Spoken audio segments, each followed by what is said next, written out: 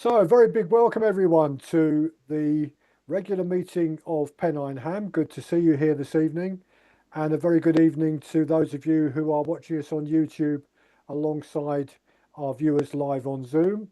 And of course, also a very good day, whenever it is, for those who catch up on this recording that we'll place up on our YouTube channel after the meeting's over. So, thank you, everybody, for coming along. The idea for tonight's meeting came out of well, several discussions, but one that really prompted me to do something about it again was a bit of a discussion on the club WhatsApp group just a few weeks ago, particularly with some of our newer members, but our older members as well got involved in the discussion. And I thought, that would make a really good discussion because the question posed was, what program do people use for logging? And this was a relative newcomer to the hobby who was asking that question.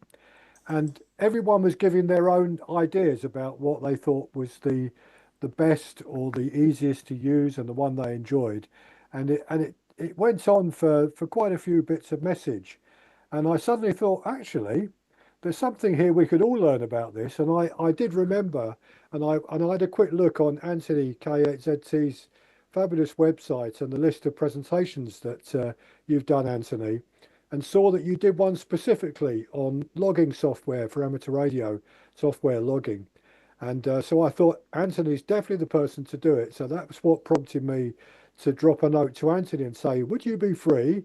And can we go ahead and do it? So this has come really out of some interest and discussion that came originally in the club WhatsApp group. So Anthony, I'm going to hand the microphone over to you and let you take us through what you've got to say. And before you start, Anthony, I'm just going to make an observation, and I think I said it in one of my email invites before the meeting. For those that haven't been to one of Anthony's presentations before, and he did the series, and you were just talking, Anthony, about the one you're about to do next year on operating on VHF, but you did one for HF for beginners, really. And I can categorically say to you, those of us who would be hard to describe ourselves as beginners in the hobby got something ourselves out of those discussions. And I'm certain that's the case for all your presentations. However much experience we've got and however much we think we've found the solution to some of the things we do, I've always come away from your presentations, Anthony, with some new thoughts for me to go and explore. So on that, I'm going to hand the microphone back over to you. Well, thank you very much. It's my pleasure to be with you guys, Nick. And today we're going to be talking about logging software, general and contesting both. And I have an old picture here of Jeeves from from QST magazine from the 30s doing a logbook. And then I have a AI generated version of a gentleman logging his amateur radio. So this is AI over here on the right. My contact information, K8ZT at AWRL.net or K8ZT73 at gmail.com. My website is K8ZT.com. I also volunteer as a trainman for the local scenic railway. We'll be starting our Christmas trains in the next couple weeks. The presentation is available at tiny.cc/logsw, log software. You can also shoot the QR code. I'll have this up at the end. But you'll need this to get the links. Anytime you see this symbol or this font, that means that there is a link that you can click on to get more resources. I'm going to be talking a little bit about contesting software. So if you're new to contesting, I have some resources on that. I have a presentation on amateur radio contesting. You can view the slideshow and you can watch the recording. Also, you do need to be an AWRL member to access the second one. That's a class that I designed for the AWRL. And there's a good book out there on radio contesting for beginners. So if you're interested in contesting and not really that familiar with it, I do have those resources also. So maintaining a logbook was originally an FCC requirement in the United States, but now it's more of a tradition. The U.S. eliminated this rule in approximately 1984. That was just about the time I was getting on HF. Amateur radio operators were previously required to record not only successful contacts, but also contacts including unsuccessful CQs. So many New hams had page after page of their logbook filled with CQ and the time and frequency and no response or other station that they were able to contact. So amateur radio logging is not these two AI generated images, it's this image that I showed you earlier. So we're not going to be destroying any trees or cutting up any wood for this process. Traditionally, paper logbooks were used, and they contained the date and time, the band and frequency, the modes used, might have the call sign of the other station, signal reports, and then there might be other information including the name or location of the station. And this particular logbook is from 1969, so it predates me, and it's obviously a UK operator.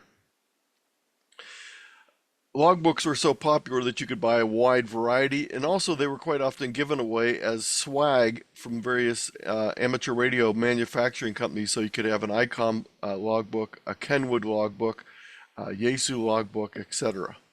There was also many logbooks available. So with it being no longer a requirement, why would people want to keep a log today? Well, it's a great record of your operations. It's a way to document your personal accomplishments.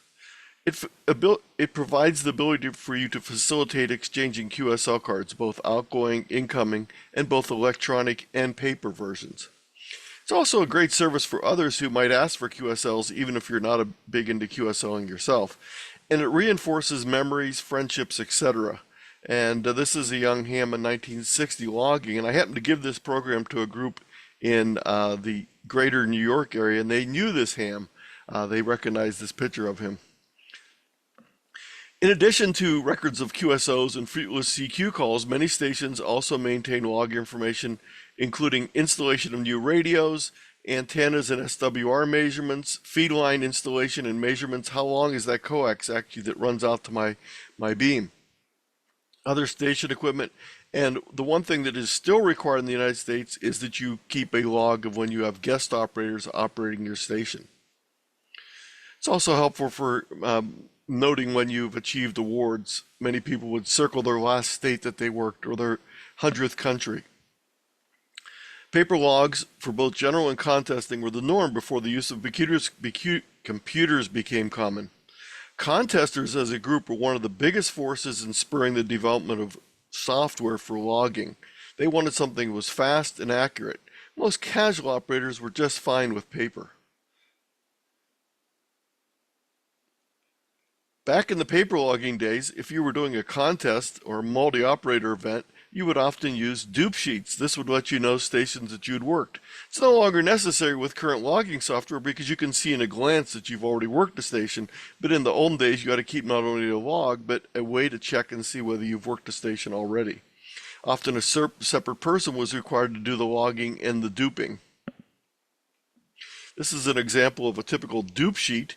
You would put the call prefix in the right column, with the right suffix, and if there was additional letters in the suffix, you would add those. So for example, if this was W1EW, I'd write in WW here, and then I just get a glance know that when I work W1EW, I've already worked them. Paper logbooks had advantages. They were easy to use, good for use in the field, did not require a computer, did not require power. Some of the disadvantages include legibility issues, especially if you write like I do. They're not searchable, they're not sortable, they're not easily transferable, they're not usable for online QSLing, and my biggest thing is they cannot be interfaced to the radio. I was horrible when I used paper logs of forgetting to change the band or frequency in the log when I would change it on the radio. So I would often realize 10 or 15 calls later I had the wrong band listed if I'd even remember that. Here's an example of some information on early logging. 1984 issue of QST had a thing called logprog, a DXer's log in a basic language. And then there was an article in 1984 on logging, and it was already bemoaning the fact that logging on a computer didn't have that same feel as logging on paper. So it took us very little time to start regretting the accomplishments. So as far as electronic logbooks, you could do it yourself with commercial logging with just commercial software, either a spreadsheet or database. You could set up a decent amateur radio log. But I'd suggest you don't go that route because there's a lot of packages, both free and commercial packages out there that are designed specifically for amateur radio logging. There's paid, free, and shareware programs all available. You can install it on a personal computer, or you can use an online program. There's also apps for phones and tablets. So even though this is a shot from my spreadsheet, which I'll be showing you a little bit later, I don't maintain my log in the spreadsheet. I simply use the spreadsheet to analyze my log afterward. If we break down logging software based on some of the features of it, I'm going to break it down into 5 categories. So the first one is what I'm going to refer to as a comprehensive logbook software.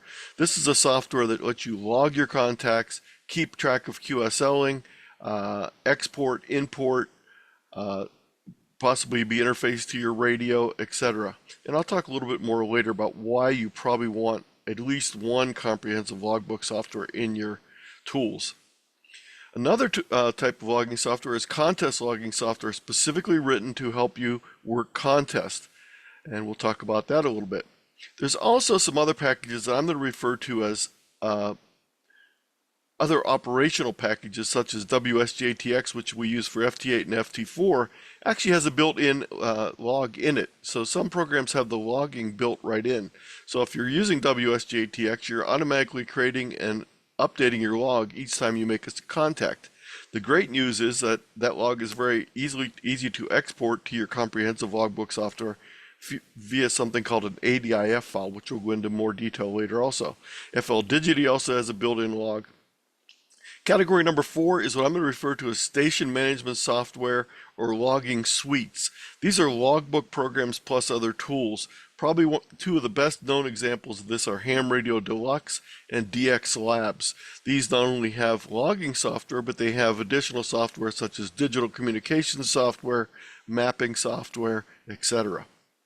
And then there's the 5th category, which I'm going to refer to as specialty logging software. This is designed for a specific activity, or it's designed for phone use, portable use, or for an individual contest.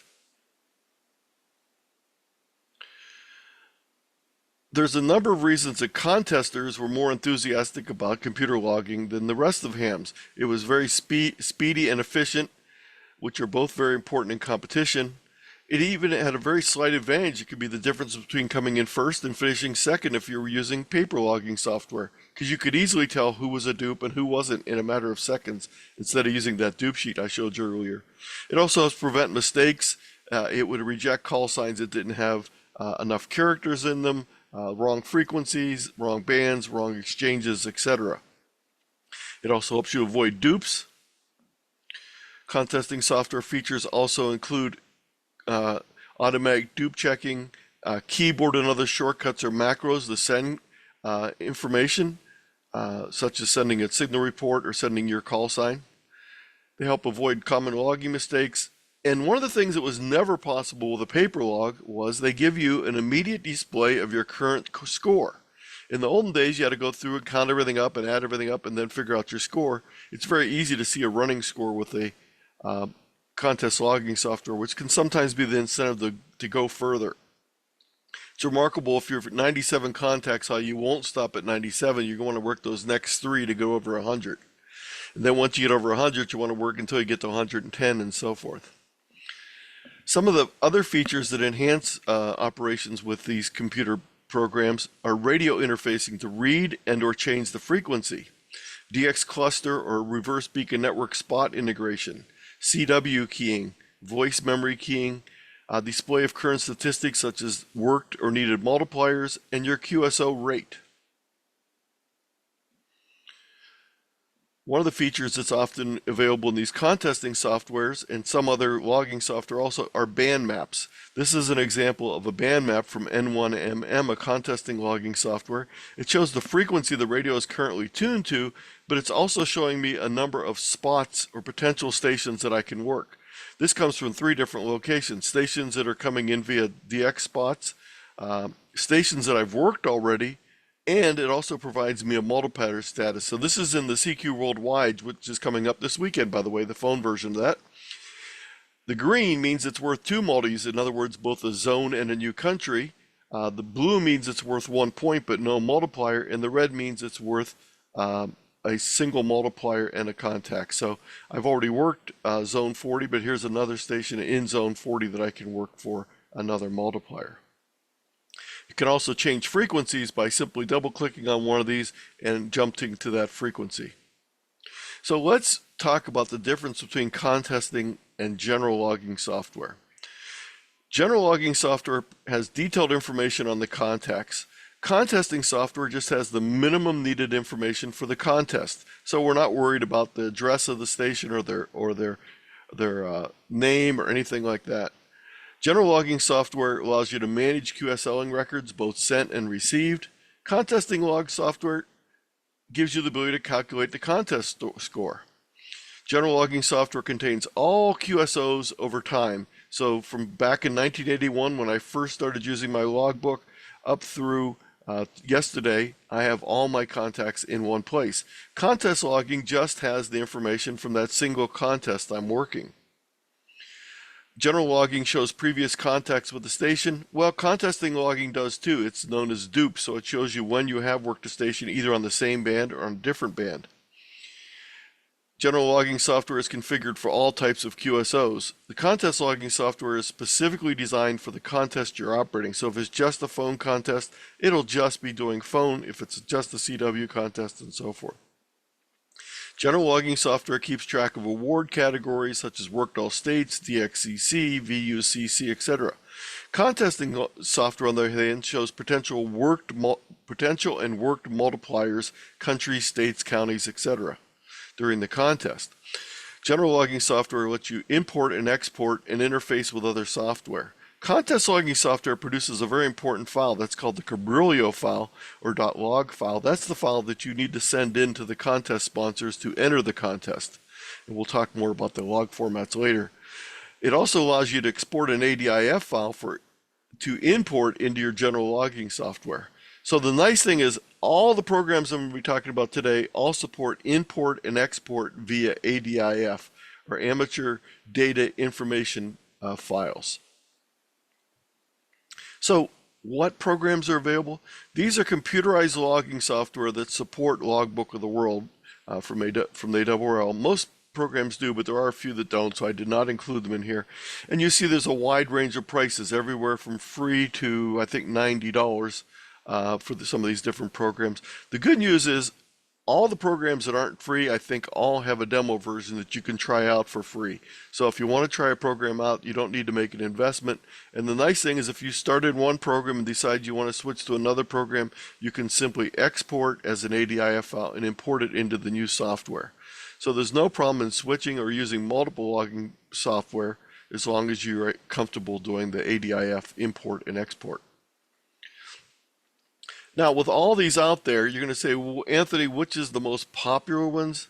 Well, I'm not going to talk so much about popularity as opposed to the amount of usage, because a program can be very popular but not be used a lot. But I would say probably some of the most common ones used are the N3FJP AC log, log for OM, log 32. Ham Radio Deluxe is used a lot, but I'm going to talk a little bit about one of the issues that I think a lot of people have with that besides the high price. I happen to use a program called Logic. I started using with Logic 2, which was back in 1996, an old DOS version. It's now up to Logic 10. It's by PDA Software. Swisslog is another free program. Now, there are two of them with asterisks. N1MM and WriteLog are both contesting only software. N3FJP does have contesting logs, but it also has a separate all contacts log or AC log. So I would suggest these are great for contesting, but they're not very good for keeping a comprehensive logbook. All of these are Windows-based programs. Now, if you want to run them on a machine that doesn't have Windows, you might use an emulator such as Wine or another type of program similar to do that. But there are specific software for Mac and Linux, and I have more of that on my website. Actually, I don't have the link on this page. I'll show you where it's at. But these are the two most common ones for Mac. Is the Mac Logger DX, and then there's a contesting software for Mac also that I don't have on this chart. But I have a number of different things on my website, and I'll show you where you can find those. There's some specialty log programs such as Ham RS, or Hammers as it's pronounced. It's used for portable operations, especially POTA and SOTA. It works on a number of different platforms: Windows, Android, iPad, Linux, etc. It's about $5. Another Windows program is Log4OM Portable. It's the same as the Log4OM that you install, but this one doesn't require you to install it. It'll run from a USB drive that you install it on. So you can take it anywhere and use it on anyone's computer and not have to reinstall it. I mentioned other iMac programs. Rumlog to Go is one that's popular for Mac, iPad, and iPhone.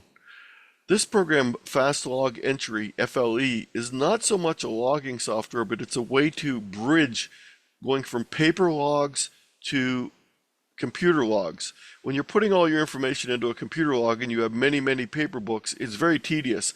This is a way to quickly copy that information in a very simple format and then export that information and import it into your new logbook software.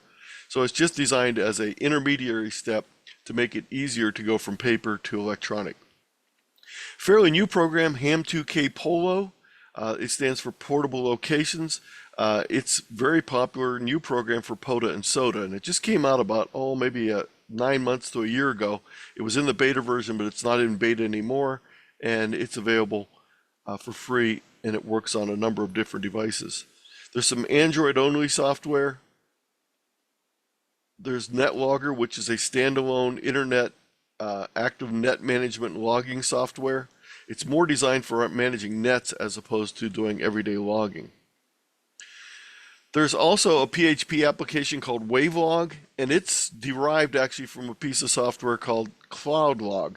CloudLog required you to have a server set up or to rent time on their server to run this. This is a PHP application that you can install on your local machine, or you can set up a local server in your network and operate from that. It's designed to be operated via a web browser, and you can go out and find out more information about that. There's QRZ.com has an online log. I'll talk more about that later. And hamlog.org is one I just found recently, and I've really started playing around with it a lot more. Those links should work, and I'm not sure why that one isn't, but I'll fix that link to make sure it works later.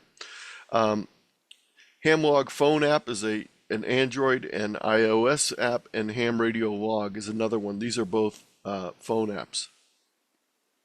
So with all those different programs out there, what do you use to decide which one you're interested in? Well, the first thing I would suggest is, if you're going to do contesting, pick a contesting software to use for your contesting purposes, and then use a general log for your logging purposes. I would not try and use a general log for contesting more than just a few contacts in a contest. It's much more efficient to use a program designed for contesting if that's what you want to do. So it's no problem to use more than one software for different scenarios. You might have a portable software that you use, you might have your comprehensive software, and you might have another contesting software. The best choices in software usually are a balance between usability and features. Some people want a lot of features, and they're willing to spend the time learning how to use all those features. Other people want very simple usability, and they'll sacrifice some features. So the particular program I'm using, Logic by PDA, I would say it's very high on features, and it somewhat has a very steep curve for usability when you're first starting out with it. So it depends what you're more interested in. So a lot of times new hams will gravitate towards usability, whereas hams who have background in computers, database management, etc., might be much more interested in features. Most programs have a demo or free version for you to try out, and as I said earlier, you can easily transfer the files between programs. I do have demos of about 5 programs at the end, so you can even just watch the video of the demo if you want to see how it works before you even download it. There's also a number of reviews available on eHam and YouTube, and ask fellow hams about their experiences. Maybe visit their shack and see how their logging software works and how comfortable they feel with it and how you like it. Before we jump into the next section, I want to play you a little video with apologies to J.R.R. Tolkien. By the way, this month is the 59th anniversary I'm sorry, the 69th anniversary of the completion of the trilogy. The Return of the King came out in October of 1955. In the land of hams where the ether connects them. One logbook to rule them all, one logbook to find them, one logbook to bring them all, and in the QSLs forever bind them, in the land of Handom where the ether is excited. So, I suggest that you have a comprehensive logbooks software, which this means it has all of your contacts from all of your operations in it. It's also designed so you can easily do QSLing, that you can look up something really quick. Now, I do use contesting software. In my case, I use N1MM predominantly. So after each contest, I export the data from there and I import it into my comprehensive log. I use a lot of WSJTX to work FT8 and FT4. The nice thing is I have this set up so it automatically flows from WSJTX into my logging software. And many of the programs have that capability of passing the information via the internal network on your computer without you even having to do anything. Portable logging software, most of them require you to do a download and then upload it into your comprehensive software. If you're using paper logbooks, you're going to have to do that transcription of moving the stuff from paper to electronic, and that's where that FLE comes in as being handy. From my comprehensive software, then I push things out or pull things in. So I push information up to Logbook of the World, all my contacts, so I can confirm them. But when they're confirmed by other stations, I pull back the confirmations to my comprehensive logbook.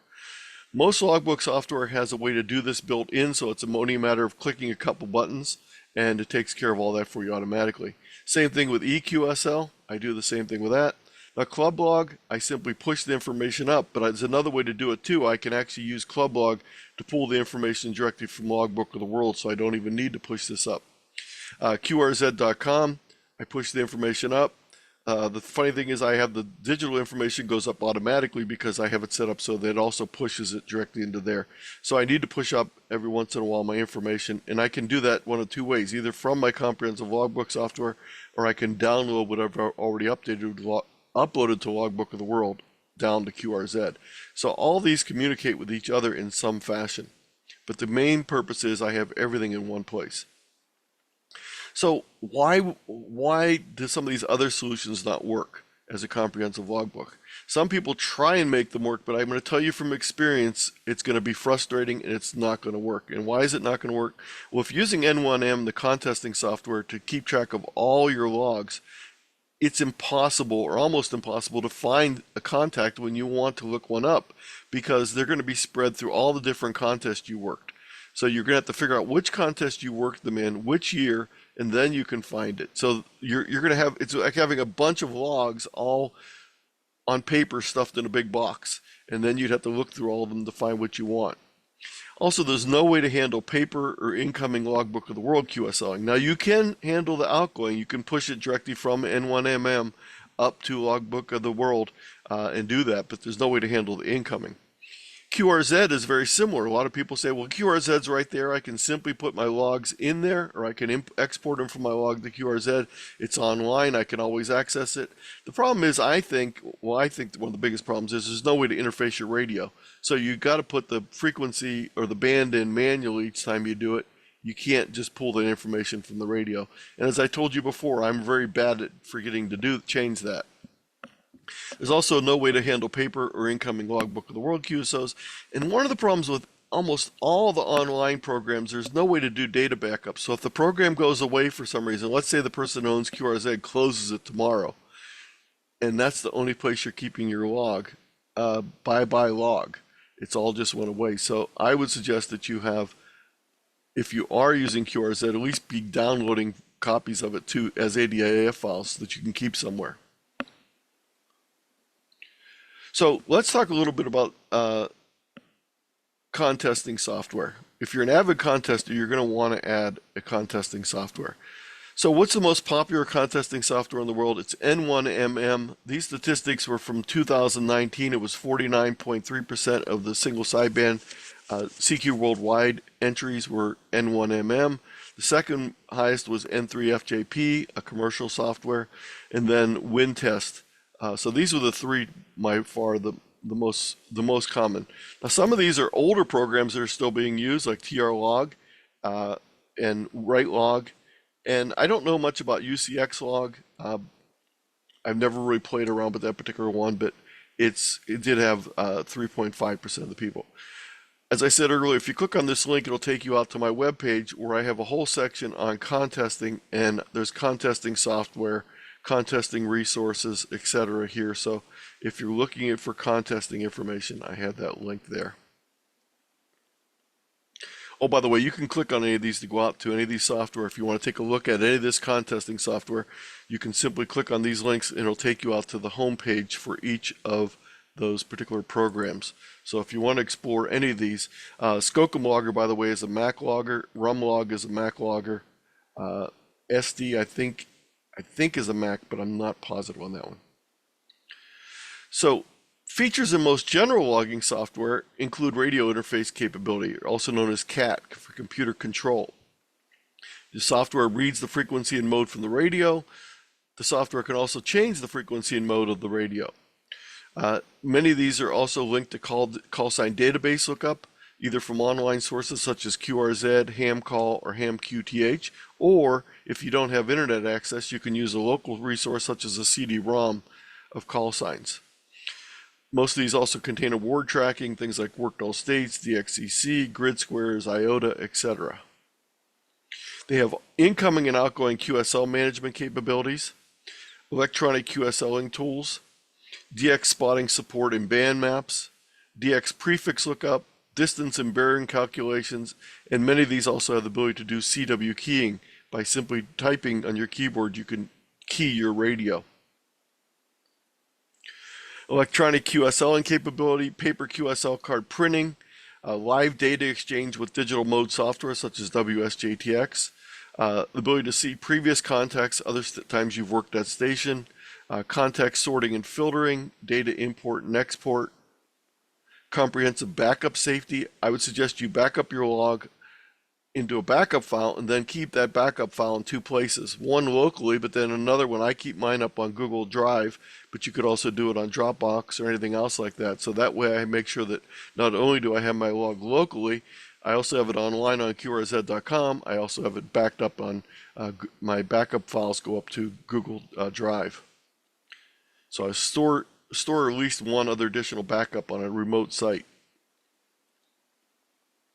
Now, wouldn't it be great if logging software simply had a button that you pressed that said QSL and it would handle all that for you? Well, I'm here to tell you that unfortunately that feature is not available in any of these, but they do make it a little more easier than the old days. So instead of filling out cards, and I would always have to go to the library too because I didn't have the current call books. So back in the old days, I'd have to go to the library and take the call book off the shelf and copy all the information. At least here Jeeves has a computer. But I have a whole presentation, excuse me, on QSLing in an online world. So you can watch the video and you can see that. But one of the keys to this, before you ever get to this point, is getting all your log into the computer. So if it's still on paper, you need to get it there. You also need to set up those accounts. And I'm not going to go into too much more detail on QSLing because I do have a whole other presentation on that. But if you're moving from paper log into a new log, a couple tips I have. The first tip is always start with the most recent QSOs and work backward. Why is that? Because the most recent ones are the ones you're most likely to get online confirmations for either Logbook of the World or EQSL because those hams are still active. Whereas if you go back 40 years ago, the chance of getting new confirmations on those really decrease. So start and work your way backward. No matter what logging software you're using, check to see whether it has a non-real-time mode optimized for entering QSOs. Most of the programs, as soon as you put in the call sign, it'll take the time and date from your computer. Well, that's not what you want when you're transcribing things, so you can often turn that feature off so that it won't keep updating that. As I mentioned earlier, this is a great intermediate step, the fast log entry program. You simply type the information in, you export it, and then you can import it into any program. Another helper software is called LM. It's by DL8WAA, and it lets you edit contest logs and other things afterwards. So raw data or paper files can be imported into a log. Additional logging resources include file management. I mentioned the two file types, ADIF and Cabrillo, and sometimes we need to manage those, and I'll talk a little bit more about that later. So the ADIF stands for Amateur Data Interface Interchange Format, and it was put together by a group of people that were writing logging software. One of the companies invited all the other people that were writing software and said, let's get together and come up with a format so we can exchange data, and that's when they devised the ADIF. Now ADIF is not static; it does change over time, and there's I think it's ADIF version 5 or something that's out now. They keep updating it with more pieces of information, but they keep it so it works backward compatibly also. There's also a variety of tools available for manipulating ADIF files. We'll talk about those tools in a minute. Let's talk about the other type of file. It's called a Cabrillo file, and this is the file that you actually send into the contest sponsors. The thing that's different about Cabrillo files and ADIF files, all ADIF files are the same format. Cabrillo files are different depending on which contest that you're entering. So the Cabrillo file for the sweepstakes is different than the Cabrillo file for the Worked All Europe contest. So you have to make sure that you're generating the correct Cabrillo file. And it was created by Trey, N5KO. And does anyone know what Cabrillo means? Or what it's named after?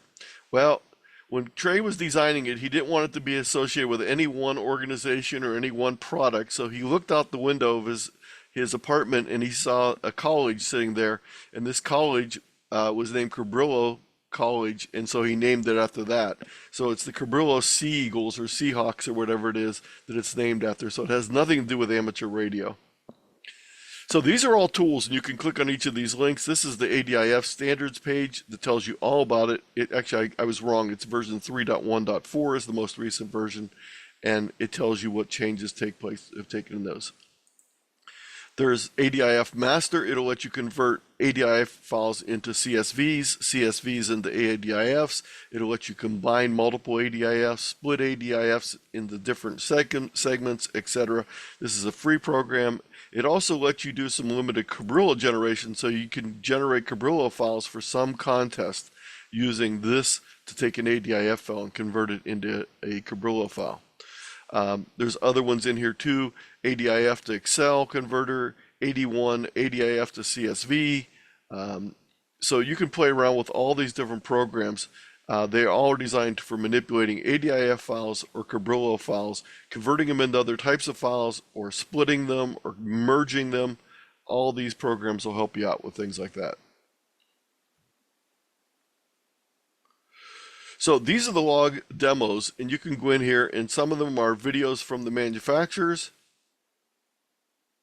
So here's one from N3FJP and Scott. Hi, my name is Scott, N3FJP, and in this video I'm going to contacts even different main list actual log and so even though I won't have time to do a demo for all different software for you, I have these videos available for you to go into. Now some of them, like the one by PDA Software, I think I did this one.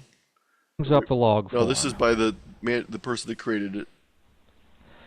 Note that what you see on your screen in this video is a lot more crowded and a lot smaller than what you would see when you install Logic. Request a QSL for this QSO. So you can go through any of these and take a look at them. I have two other presentations that I mentioned earlier, the QSL in an online world, and I have one specifically on contesting software alone. I had an article in CQ Magazine, September 2020. It had a picture of my old log from when I got, fairly soon after I got started. This was in 1983, October 22nd, so it's almost exactly today's date. I missed by one day. I had this excerpt, I took a picture of my log and put it in the article I wrote, and K8ZT wrote back to me an email saying, I enjoyed seeing my call in your log sign. And I told him, not only did you enjoy it, but as soon as I saw that call, I remembered exactly what his QSL card looked like. So your old logs can bring back memories, just as QSL cards can bring back memories. So again, tiny.cc/log.sw, and I don't have the PDF here, so I'll get, the QR code, so I'll get that for you in a second.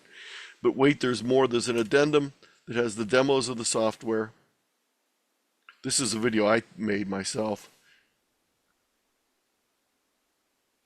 There's information on N1MM, some basic information. So you can go through the addendum on your own. I'm not going to go through that for you right now, but you can go through the addendum. It has a lot more information, especially about contesting software. But let me bring up the QR code so you can get access to this if you want to shoot it with your phone.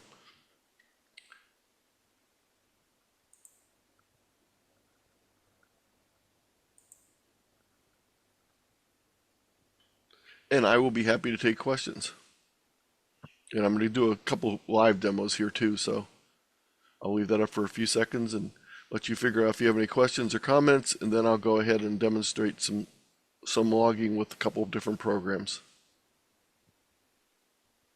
Okay, before Anthony does that, anyone got any questions? Do you want to raise your hand, wave at me, whatever you want to do? Unmute yourself and pose a question, or we'll let Anthony go through a couple of presentations. Okay, well, if you think of anything as I'm going along here, I'll be happy to answer it. I mentioned earlier that I take my logbook software and I export my files as a CSV file, and then I import them into a spreadsheet. This happens to be Google Sheets here, and you'll notice, if you can see the number down here, it says 116,213. So that's the number of contacts I have in my log, and 99.9% of them are 5 watts or less. But I love to analyze things, so I export this, and once I do that, I can do things like see which grid squares I've worked. So here's an overlay of the number of contacts I made in different grids around the world. I keep track each year of how many contacts I work by band. So you can see my high year was 10,672. I was enjoying my retirement immensely then, and I was very busy. I also have QSOs by mode. So you can see from 1983 to 1998, I was limited to CW and phone only on 10 meters. Here's my 1999 through 2024 since I got my extra class license, and you can see I operate about a little over 50% CW, about 20% phone, and then the rest is digital modes. You can also, when you go through these by year, you can see the variations of the bands based on the sunspot cycle. So you can see 10 meters going up and down and 160 going up and down depending on where we're at in the sunspot cycle. I like to keep track of all the different states I worked on, all the different modes. I've worked all the states on 160 through 6 meters. I'm still waiting to get 2 confirmations for 6 meters on FT8 to finish all states on 160 through 6 with 5 watts. Each year I keep track of something, and I've been doing this for quite a while, and actually it's a contest that you can also enter. It's called the CQ Marathon, and the CQ Marathon each year starts off, and it counts how many countries you work during the year and how many CQ zones you work.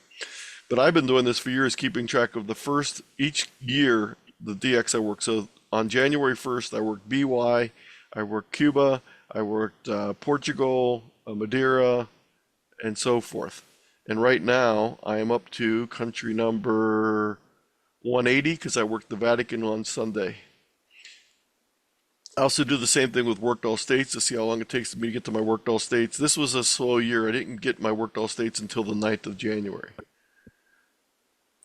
I have information on how many contacts I've worked. The most I've ever worked was 370 in one day. There's 1,300 days I've worked over 20 contacts. CQ zones by mode, CQ zones by band.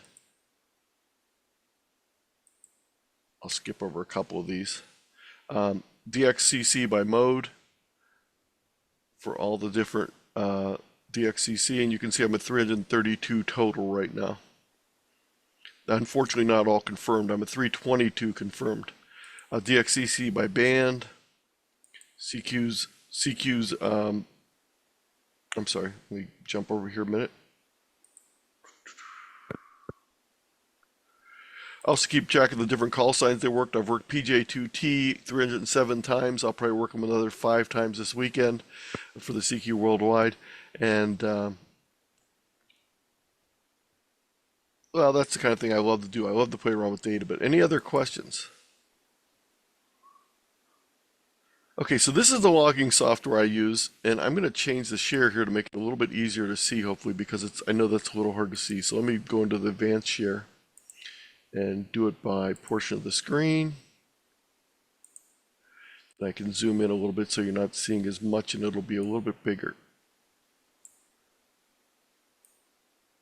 Okay, so this is Logic by PDA Software. This is the program I use every day. Again, it may or may not be the best program for you. It depends what you want feature-wise. So let's say I'm working someone. Let's say I want to work someone. I hit the plus button, and let's see. I'm going to work. Let's do one more thing here.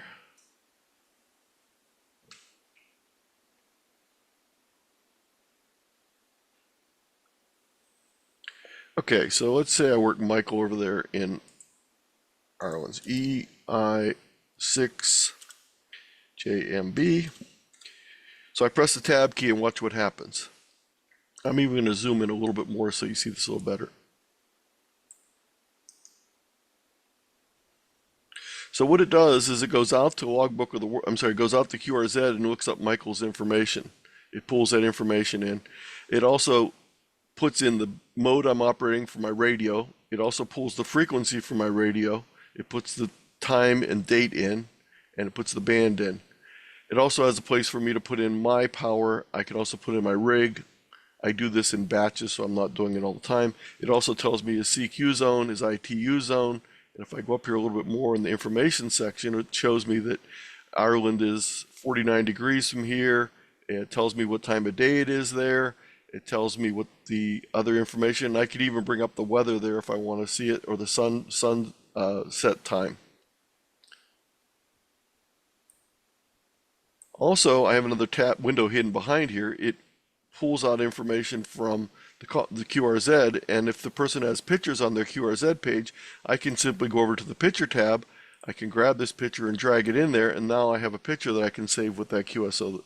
I can also do that if they have a website that I want to take a snapshot of, and I can put that in there. I can enter, there's this information in there. I can type up a bio if we chat a lot, or notes, so I can keep a bunch of different things. Now I'm going to go ahead and get rid of this contact.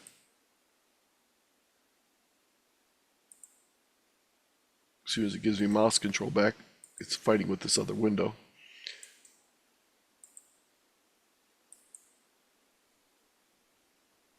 Okay, come on, Zoom, let me have control back.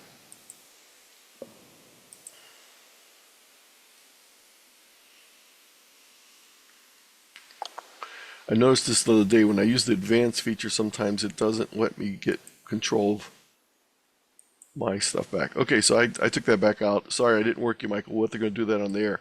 But I can also do things such as going in and searching. So I can search for a call sign.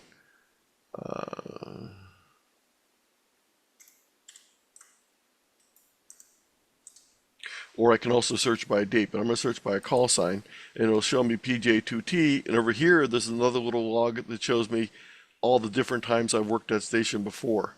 So I can see all the times I worked them before in the bands and the modes. It also shows me whether I've confirmed via Logbook of the World or whether I've sent a paper QSO and I've received a paper QSO. It also shows me up here in this little box. Let me zoom in so you can see it a little better. I know these are hard to see. This little box up here automatically says, okay, for PJ2TN Bonaire, I've worked these bands 160 I've confirmed on CW. I've not worked it on phone. It's the only band I don't think I've worked them on other than 60 meters. It's a contesting station, so they never operate 60. But you can see which ones have been worked and which ones have been confirmed.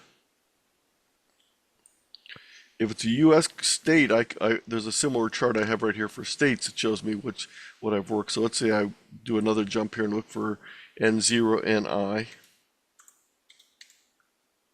This is Tony in Iowa, and I can see then on this little chart where I've worked Iowa on each band. If I want to do QSLing, I come up here to the top. If I want to import from Logbook of the World, some of these are going to be off the screen, unfortunately.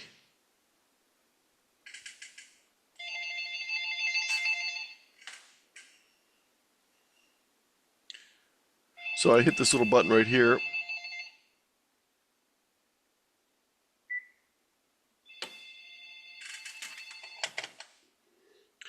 and it brings in my information from Logbook of the World. It says I've already confirmed this station, and I haven't confirmed these. When I want to confirm them, I simply click on the automatically check these in. It'll move that information into my log. It says 3 records have been updated, and it'll display that as Logbook of the World received for that particular contact. I can also do things like filter. So if I click on the filter button, it brings up another little screen. I'm going to move it over so you can see it better. I know these are small. I apologize for that. Let me zoom over so you can see this a little better. So I can put in here, for example, let's say I want to sort by band, or I want to sort by any of these features. I can easily sort and filter by that. So if I want to say name of the operator, let's put Joe in here. Actually, let's put Mark in here. So I can put Mark in there, and when I click on the OK button, it'll go out and it says I have 1,046 operators with the name Mark in their call sign, in the name field. And I could say, okay, I want to see on 160 only, so I could add that to it. Let's say 160.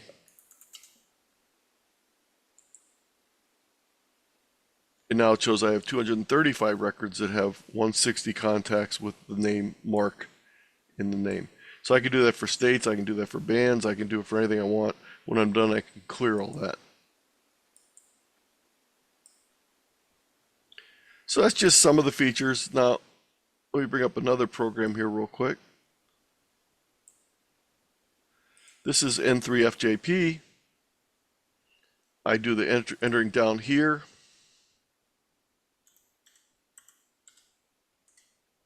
And it puts the information in. It says there was a problem doing the lookup because I don't have my lookup set up right here on this. I need to change that. But it pulls in the information. Again, it pulled in my frequency and my mode for my radio.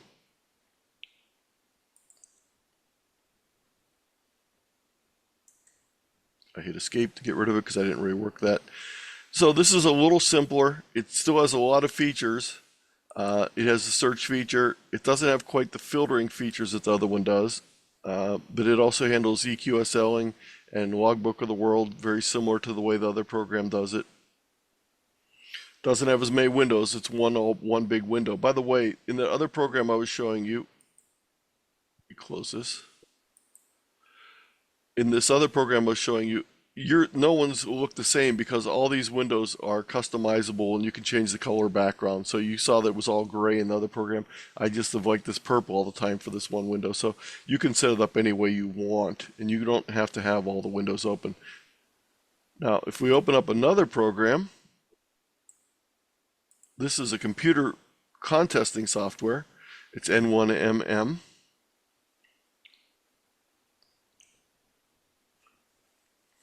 And again, this particular program is, again, windows that you can arrange anywhere on the screen. So you can open there's about 30 different windows you can have open depending on what you want to do. And this has a band map. There is a band map feature in both those other two programs, but I didn't show it. So this is, let's connect to Telnet and let it download some. So I can see spots on this band map. And when I do that, I can change that frequency. And I can double click on any of these and it'll jump right to that frequency. It'll put the information into the enter field. And it looked up the person from their call history and knows this person is in Georgia. So I put in the exchange for that person right there. Right now, the CWT is going on. So that's why all these people are working the CWT. And I don't have it set up for the right contest, so it's not pulling in the right information. Normally it'd be pulling in their CWT information. So let's just do that real quick. When you want to create a new contest, you have to create a new contest each time you're working a new contest. So first of all, we need to take that out of there. So new contest.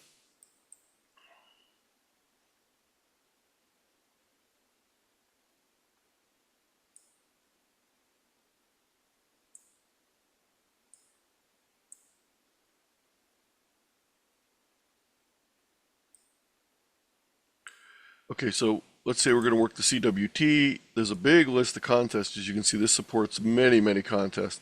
And you can even create your own contest if it isn't one that's supported. So we go to CWT, CW Ops. There we go.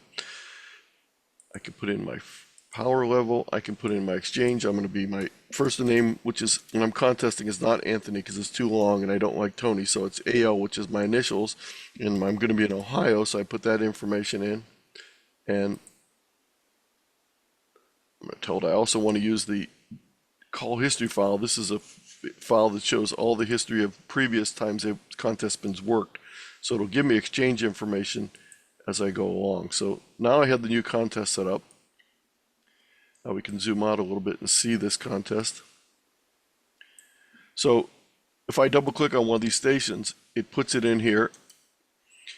It also pulls the information out of the contest history file. He's going to give me the name of Jim and he's going to give me the number of 1061. The nice thing I can do, and I'm not going to do it right here. Well, let's do it right here. If I press, let me turn this up so you can hear it.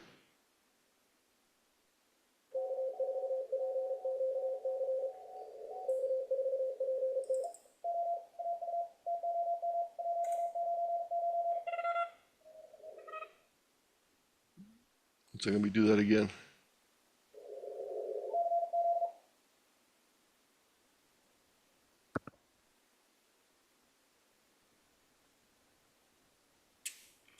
My radio didn't like what I did.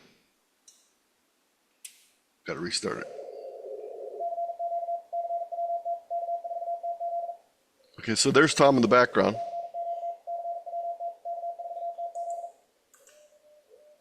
You see my call is being sent right here.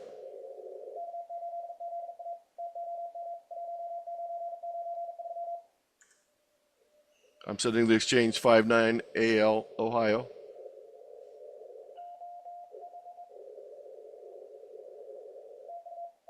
And he sends me a thank you. I hit enter.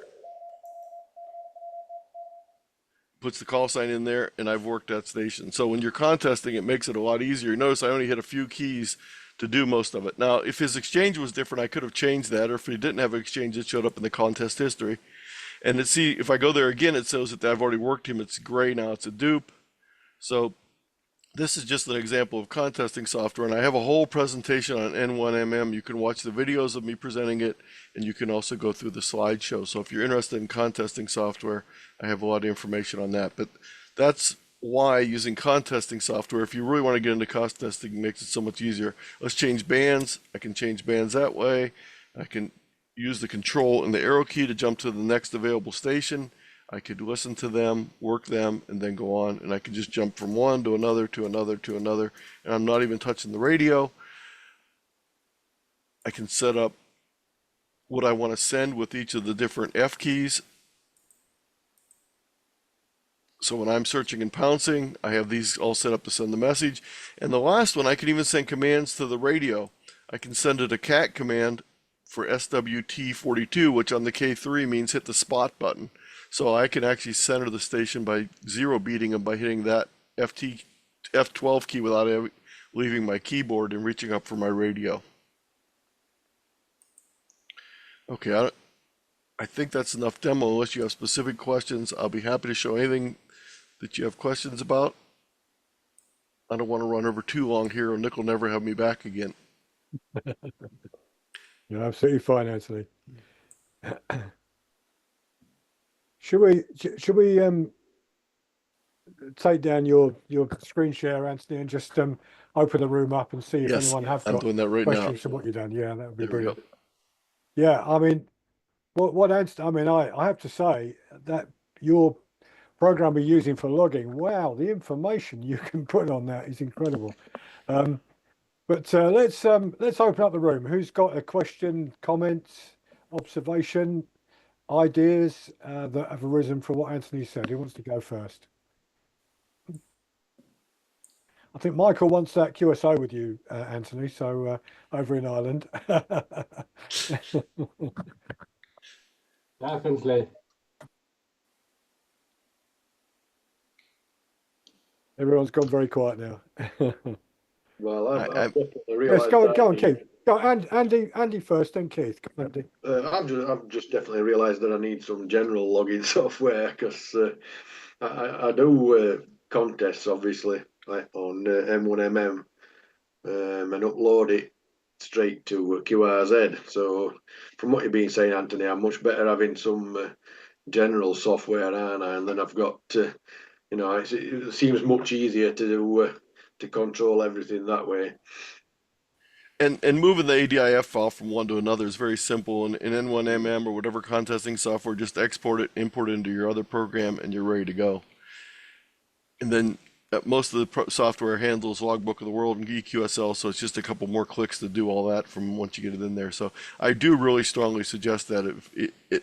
Again, it's great to have contesting software because I wouldn't live without it. I always like to use the contesting software, but being able to go back and finding everything in the log is really nice too. Yeah, and like you said, it's all right having it all on QRZ, but if that website goes down anytime, you've lost it all, haven't you? So, absolutely. Yeah, Andy, on that point, you do know you can download whenever you want all your files in QRZ. Yes. So you can download it and save it on your computer. Yeah, I didn't know that until Anthony had mentioned it. Yeah. Definitely something worth doing. Mm. Keith. Yeah, Anthony, good evening to you. And I use N1MM for RTTY contests, and I have it automatically transferring the data into Ham Radio Deluxe. Yes. I found that on some of the contests, it doesn't transfer the exchange properly. It just transfers 0. I know what the problem is. Do explain. Here's what it is. There's a different format being used sometimes for the exchanges. The field format is different. The problem I run into is with, for example, I work a lot of state QSO parties, so the exchange is a county abbreviation.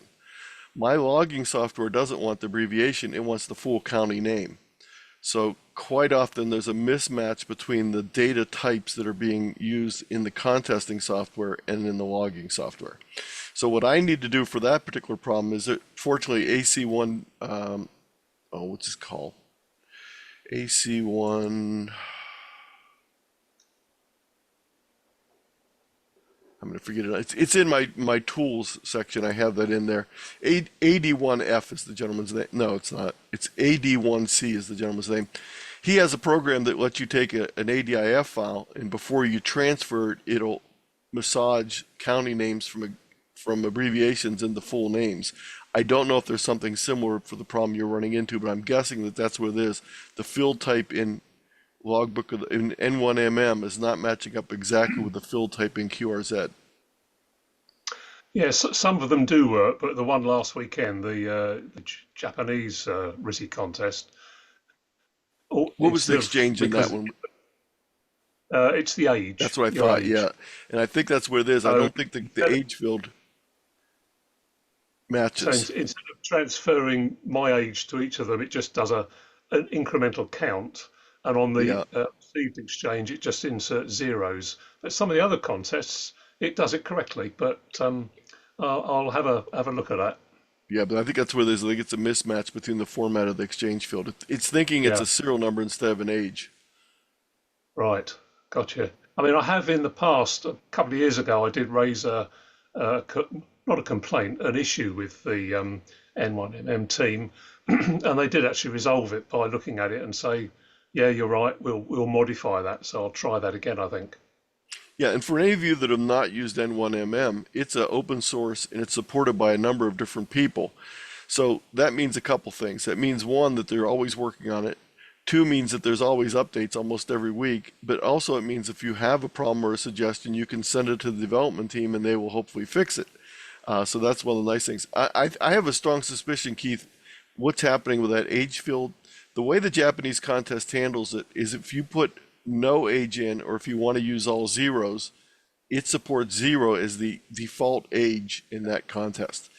Matter of fact, I think if you read the rules closely, it says OM send their age, YL send 00. Yeah, that's right. Yeah, and clubs send 99. Yes, so I think that's where the confusion's coming into it. Right, gotcha.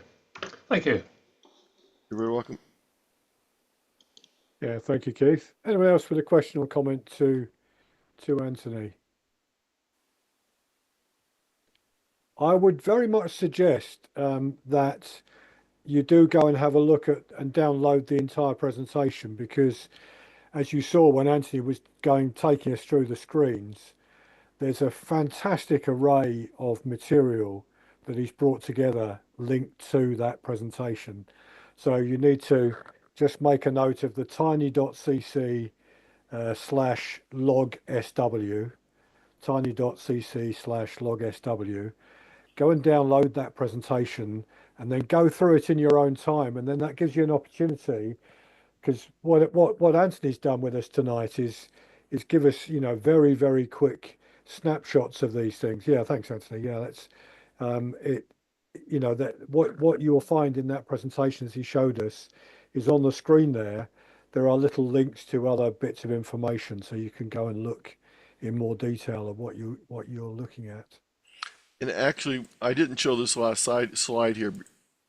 Let me show this last slide real quick.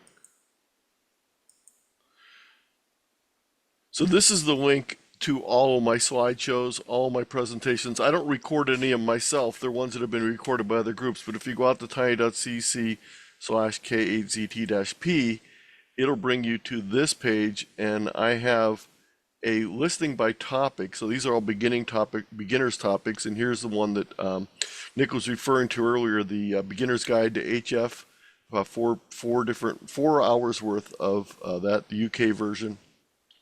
I have a new series I just started, beginning single sideband contacts, making digital contacts, and making CW contacts. These are all for beginners with each of those.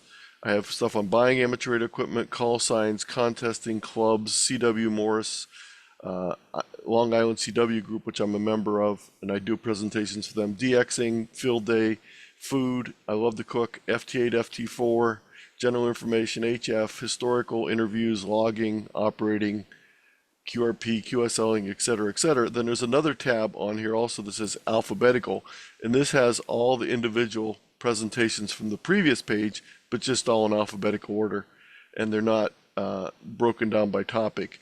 Each one typically has a slideshow to go with it. A lot of them have videos that have been recorded. Some have supplemental documents to go along with them, and then a date when it was created. So there's just a few of them. I think there's only 70 or so. And again, that's available at this link right here, tiny.cc slash K8ZT-P. I can actually copy that and put that in the chat.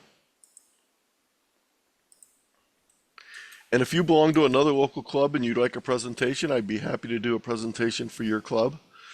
I've passed the 500 mark sometime earlier this year with presentations since the beginning of the pandemic.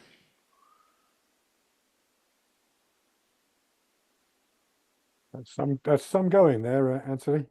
The other thing I wanted to say from Anthony's presentation there, that we go from one to the other, because Anthony, that logging program that you're using, which, you know, you could put so much data into that, and you've got access to so much data. On the other end of the extreme, the one that I've really enjoyed when I've been doing POTA outside in the field has been the Polo log. Yes. Because that is so simple to use. I can run it on my phone. I don't need to take a laptop. I don't need to take an iPad, a tablet. It will work on the phone. There's so few fields to fill in. It takes you seconds to do it. And I've found that to be superb for Parks on the Air, because that's what you want with you. You've got different issues, haven't you? You know, when you're sitting in the shack and you might have several screens and you've got, you know, a big computer and so on, you can have a lot going on if you want a lot going on. But when you need something which is very, very simple, there's nothing wrong with that at all. And that's why it's so nice that that the ADIF standard exists to make it easy to move stuff back and forth. I mean, when you think about it, it took years before you were able to move various word processing stuff back and forth without horrible changes happening in the document. And with amateur radio, fortunately, they set this standard up, and it's been a really boon to the software design. I ran into two programs that did not allow you to do import of ADIF, which I never used again, so I can't remember what they were, but it's like they left out the main feature I'd want. If they don't have ADIF export and import capability, I'm not really interested in using it because then it doesn't fit in with everything else.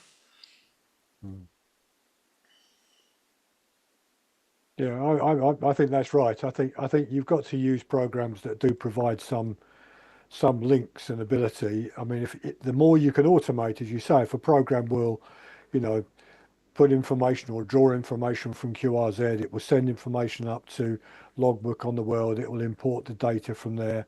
You know, you want those things as far as they can be to be automated, don't you? You don't want to have to fiddle with those every time you do it.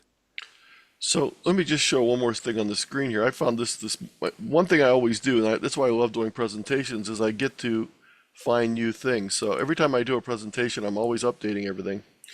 So when I was updating this time, I was doing some searches to see what was new, and I found this program. It's called hamlog.online, and it lets you import your log via IDF. You can also put things in directly here, but it lets you set up exchanges with QSL cards and other purposes and some other awards, and it's also very similar to Clublog if you're familiar with Clublog, in that you can set up the ability for people to contact you via this to request online QSL cards or paper QSL cards even. So this is one I just discovered. I just started using it this morning. I just started putting stuff in there. So it's interesting. It's hamlog.online. I do have a link to that in the show. So and email in a copy of your license, a picture of your license, and they verified me within a couple hours. And it's free. You can contribute to them, but it's free, and it's got a lot of features.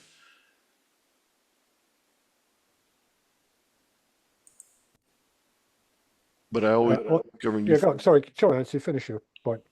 Yeah, I was just saying I always love discovering new things like that. On YouTube, 2E0CT has just put into the chat there. Great talk as always, Anthony.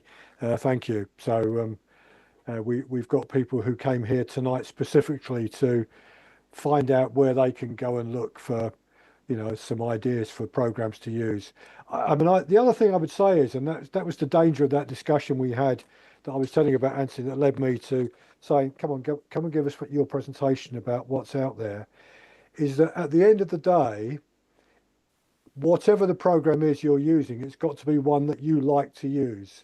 It's got to fit how you think and how you operate. That might be very simple, it might be very complex, it might be something in between. But I don't think anyone here, particularly some of the new people we've got to the hobby, need to say there's a particular program I've got to use. I think you use the one that works for you. That's the way I look at it. And I think if it works for you and it does the basic things, saves your data, allows you, and I agree with you, Anthony, allows you to create an ADIF file that you can send to other places or you can keep for yourself, then that's important. But if it works for you, it's brilliant. And that's why I also suggest you download the demo versions to just take a look at some of those things. A lot of people, if you would ask on social media, you know, what program should I use, people are going to tell you that you definitively should be using one particular program. And I always disagree with that because I find that there's just so many different choices out there that there is not one program for everyone. So I wanted to bring up one here, and my mind went blank. One second here. Let me get this. Just to show you one other program real quick, because you're going to hear a lot about this program, and some people are going to tell you you have to get this program, and that is Ham Radio Deluxe. And Ham Radio Deluxe does work very well, but I've found that it doesn't meet a lot of people's needs, and it can be frustrating. So let's bring that up and share that real quick here.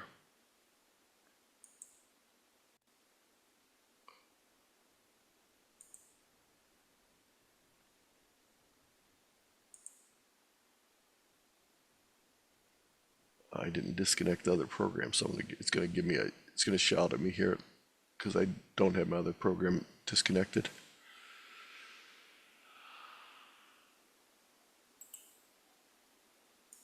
Just restarted.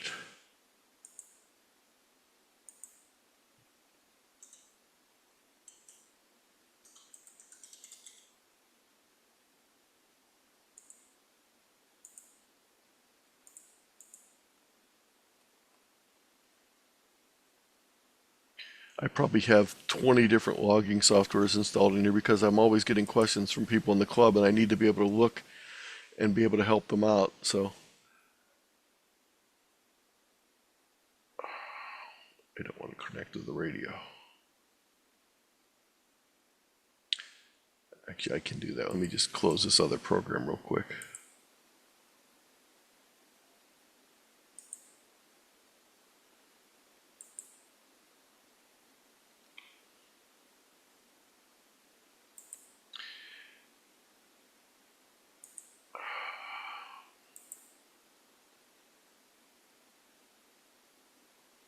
By the way, there's most of these programs that let you connect are going to require that you have a serial port set up to be able to do that with. And if you use the radio serial port to connect to one program, it's kind of hard to connect to multiple programs, but there are ways around that.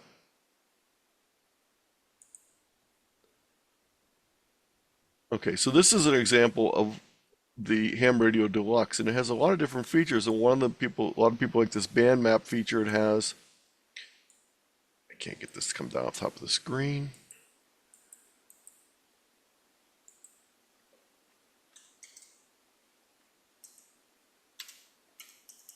There we go. Okay. So there's a bunch of different features in it. So it has digital software control piece. It has the logbook.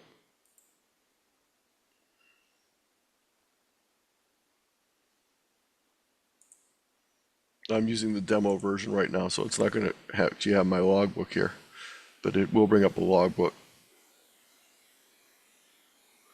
So this is the extreme of a ton of features, and you're going to have to decide whether those features are going to really work for what you want. So that's what I'm saying. Before you buy something like this, I would definitely download the demo, try it out, look at some of the videos online, look at some of the videos I have in the examples, and see whether it meets your needs.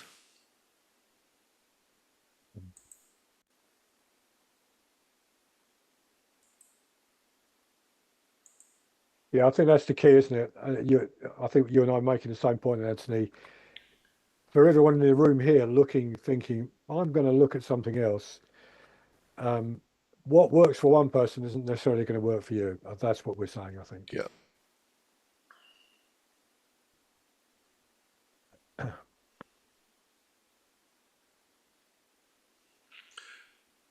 Anyone else? Any questions, comments? All complaints go to Nick, by the way.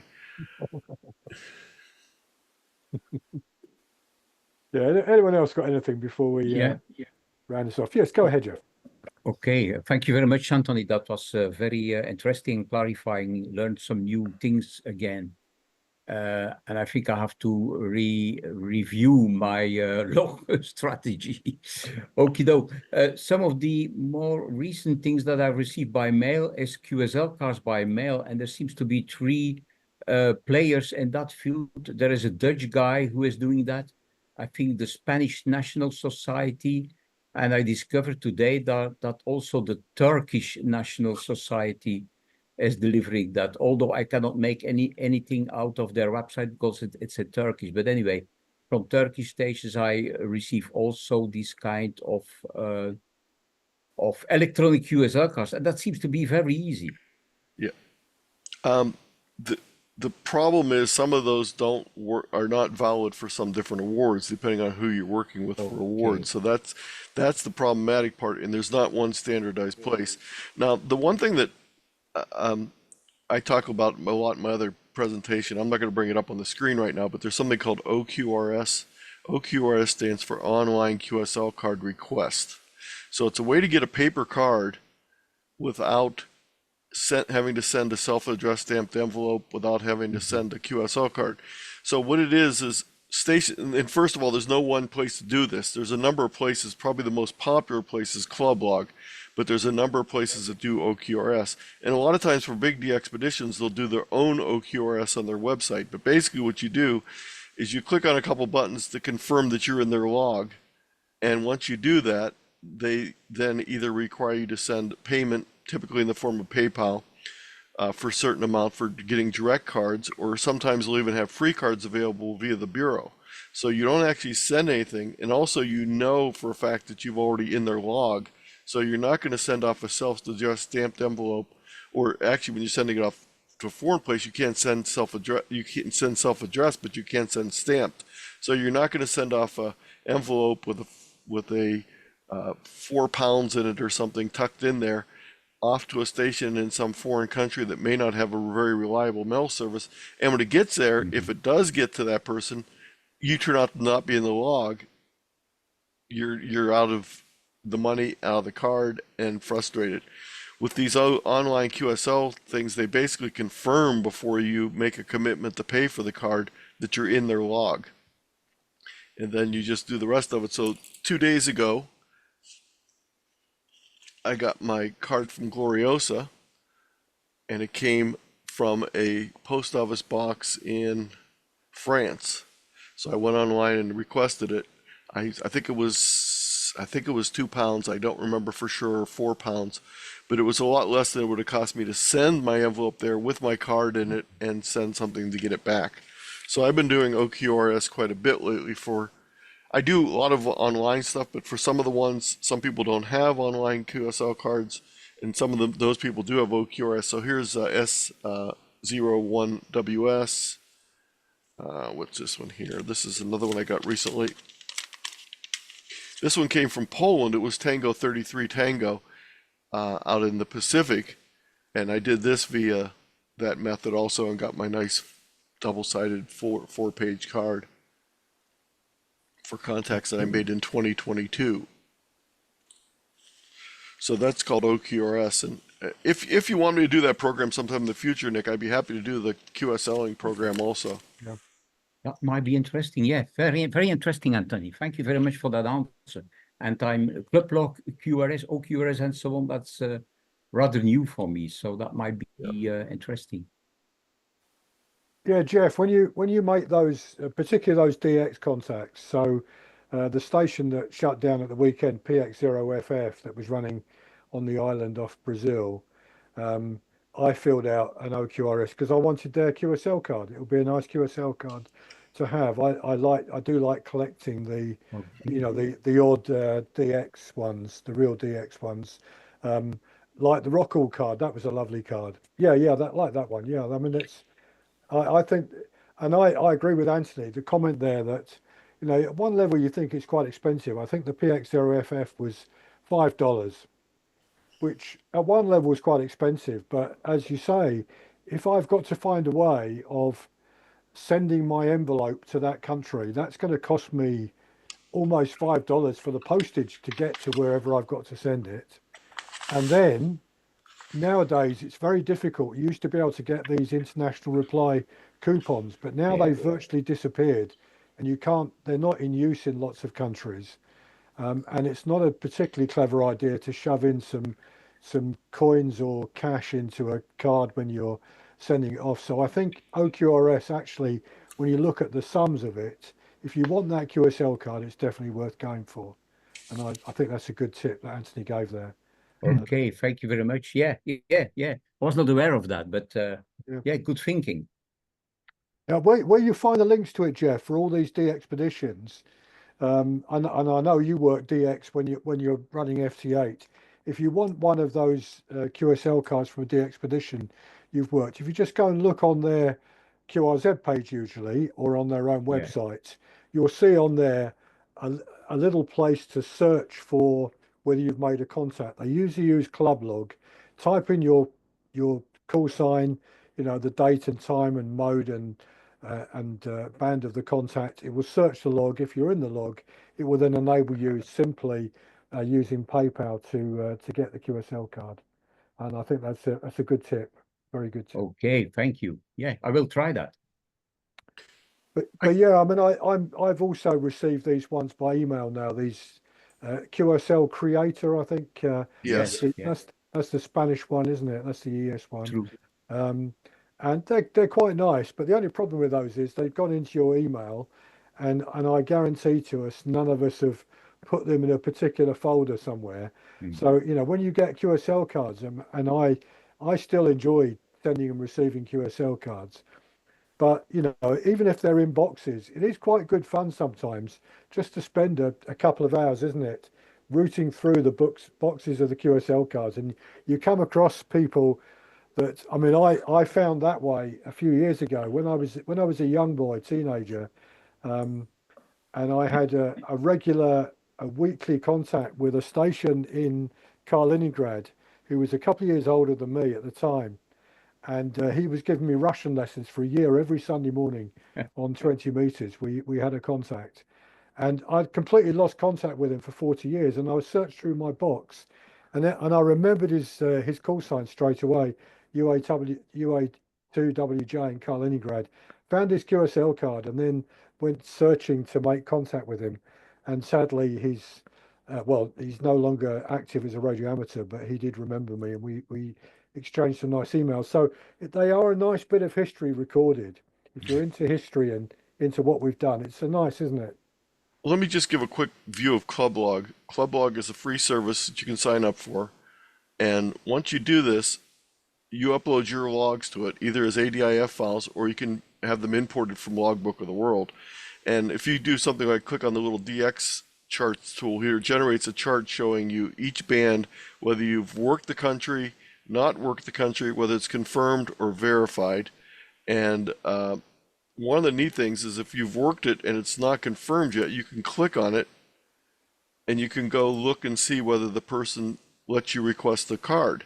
This particular person has the ability to request a card via OQRS. When I do that, it takes me out here and it says direct cards cost $3. Each additional card is $0. Bureau cards can be requested for free. So I went in, I requested a bureau card from this station, and I'm done. It'll come via the bureau sometime in the near future when I get my next set of bureau cards, hopefully. But I could have also done it direct and got that card. So it's a new band, a new band mode combo for Antarctica because I never worked 60 meters JT65 down there before. I never worked Antarctica on 60 before. Okay. So and it'll even go through and suggest stations for you that are available. So let's say we do the same thing for the Bahamas. Now sometimes you're going to see that this station doesn't have me in the log. So there's no use of me trying to QSL with him because evidently he doesn't have my call sign right in the log. So the nice thing about this, even if I'm going to request it directly by using Clublog, not everyone uploads the Clublog, so it won't always show you everyone, but the advantage is if they are there, you'll be able to see whether you're in the log and whether you can request the card directly. This particular person I've worked, but they don't have an online tool to be able to check for their log. So it just depends on the person. Yeah, that's interesting. Same thing with that one. Unfortunately, most of the ones you're going to see now that I haven't done is probably because they're not available. I think I just worked this guy. So this one. Okay, so I can go in again on this one. I can request the card. I worked them on 2 bands. I'm in the log.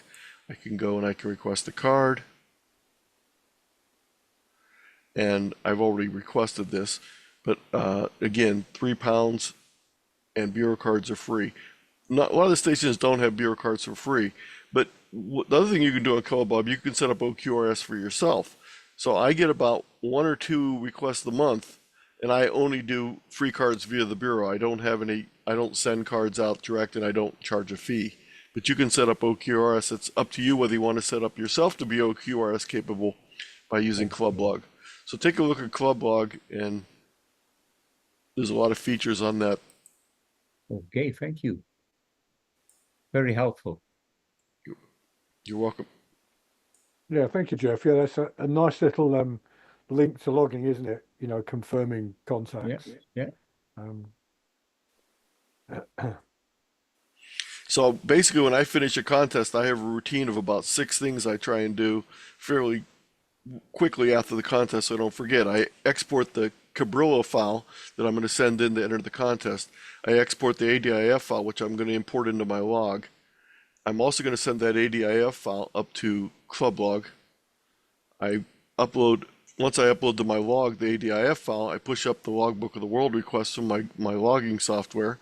I push up the EQSL request from my logging software, and I go into QRZ.com and pull down from logbook of the world all the contacts I made. So that way I have everything synced back up again with all the most recent contacts in it. And then about once every month or so, I download a CSV file and put it into my spreadsheet to analyze it. That's just for my own purposes, so there's no hurry on that.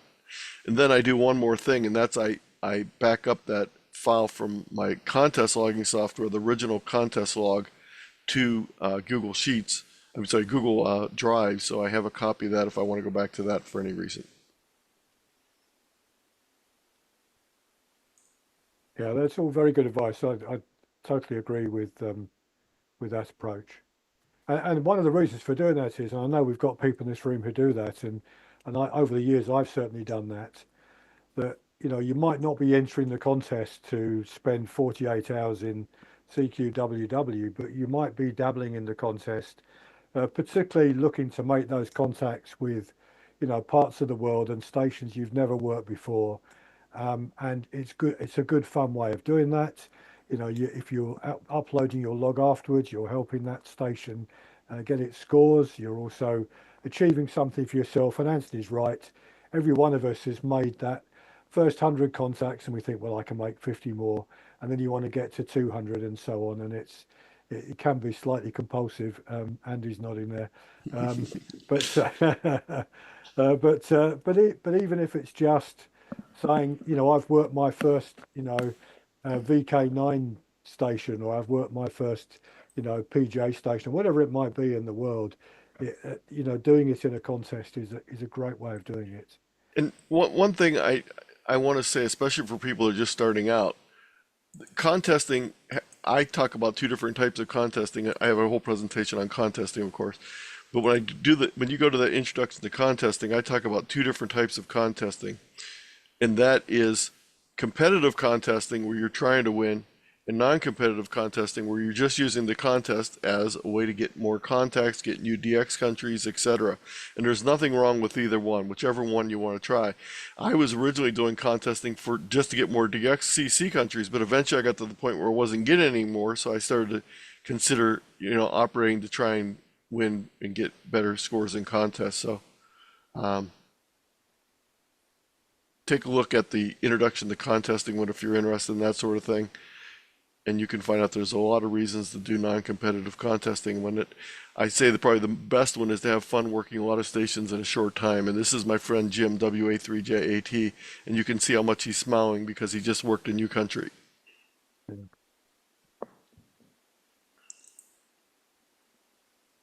Yeah, certainly one of the things we've been talking about in Pennine Ham is next year, certainly here in the UK, up in the kind of in the Pennines itself, you know, I'm having a go at entering, you know, field day, SSB field day. I know we've got 2 or 3 members who'd like us to enter the VHF field day. You know, there's absolutely no reason why we shouldn't do that. It's highly unlikely we've got the operators, the resources, the location to go for a winning, anything like a winning place in any of those contests. But we can have great fun, and certainly I do agree with the point that Anthony's made. That pleasure, and that can come at the beginning and the middle and the end of your time in this hobby, because I think it's always there, is making that contact with that part of the world or that particular operator that you've never worked before can just give you such immense pleasure. That's what I still get that myself, and I'm sure Anthony does as well. It's just, you know, just you think to yourself, you know, how few stations there are in that part of the world, and how few people have contacted them. I mean, that's what I think, got us all drawn into the DL8JJ and Nobby Styles and Cameron trip to Rockall Island. How many human beings have even been on that lump of rock in the North Atlantic, let alone been stupid enough to try and set up a radio station there, let alone managing to stay there for a week in the most terrible personal conditions. I think that's just astonishing. So when I got the contact with them and, filled out my OQRS request for a QSL card, I was delighted to get that QSL card because it meant something really powerful, as I'm sure lots of contacts like that do with all of us.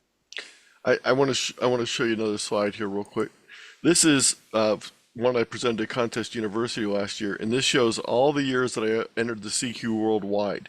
I started and I entered it. I've entered it 43 times, and you see how long it took, how many times out of those 43 that I've gotten first place in the U.S., first place in North America, and then 2 years ago I finally got first place in the world. So it took 43 times before I got first place in the world. But I'll tell you what, I had fun in every one of these.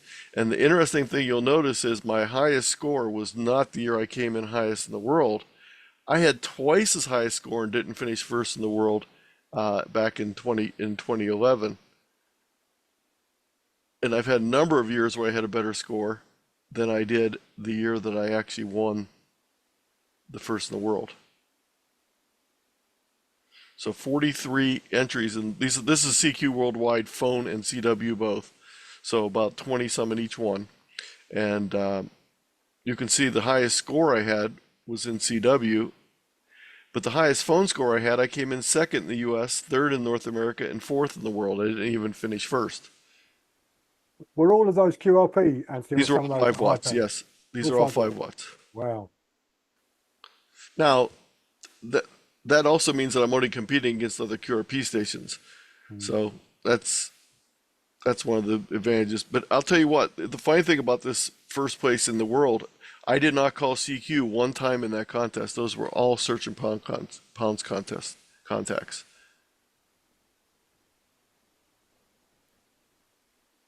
Yeah, I mean, what's impressive about that, Anthony, is getting those contacts, particularly using 5 watts on sideband. 5 watts into CW is easier to achieve, but 5 watts on sideband in a particular contest like CQWW, because this weekend, anyone who's gone into the radio when CQWW is on, it's just a massive noise, isn't it? It's incredible. It's incredible. So this is, by the way, this is what you get if you finish first. You get a piece of paper and you get a wooden plaque. So you don't get a giant paycheck or anything. So if you're getting in the contest with the idea of, as a way to make the rest of your life easy. By the way, I have a tip for you also. If you're interested in working DX and maybe the contest scares you a little bit because there's so many people, Friday morning and Thursday, tomorrow evening and Friday morning, everyone's going to be on the air, but they're not going to be in the contest. They're going to be testing their stations at all these different DX locations. And a lot of them, what they'll do is they'll hang out on the WARC band. So it's a chance to work them on 12 meters, 17 meters, and maybe even 30 meters.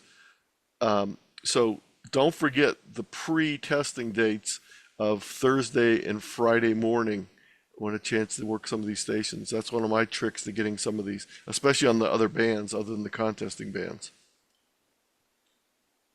And for some reason, my sister has chosen this Saturday for me to have to help move out my stuff from my aunt's old house my aunt that passed away's house. So for some reason, I don't get to operate CQ Worldwide this year, except for on Friday night and Sunday afternoon, probably. But I don't have to worry about winning because I won once.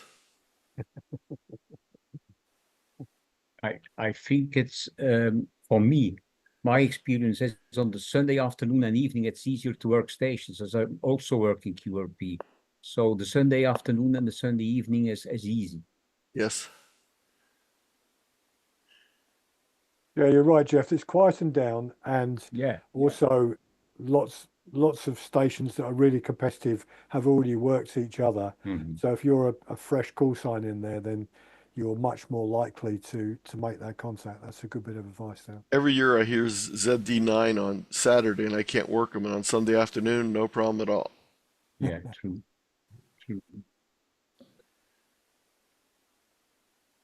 Right, unless we got any other comments or questions to Anthony. Anthony, can we thank you again for coming back and giving that fabulous talk and allowing people to download your presentations as well, and it's fantastic help. Can we show our usual appreciation to the speakers? Thank you very much, Anthony. Oh, you're all very welcome, and I hope to work some of you in the contest this week. Yeah, that would be nice. Especially Michael. So Michael, get on the air. Maybe I'll track you down. Be calling CQ in the early Sunday afternoon. Now maybe track you down. Okay.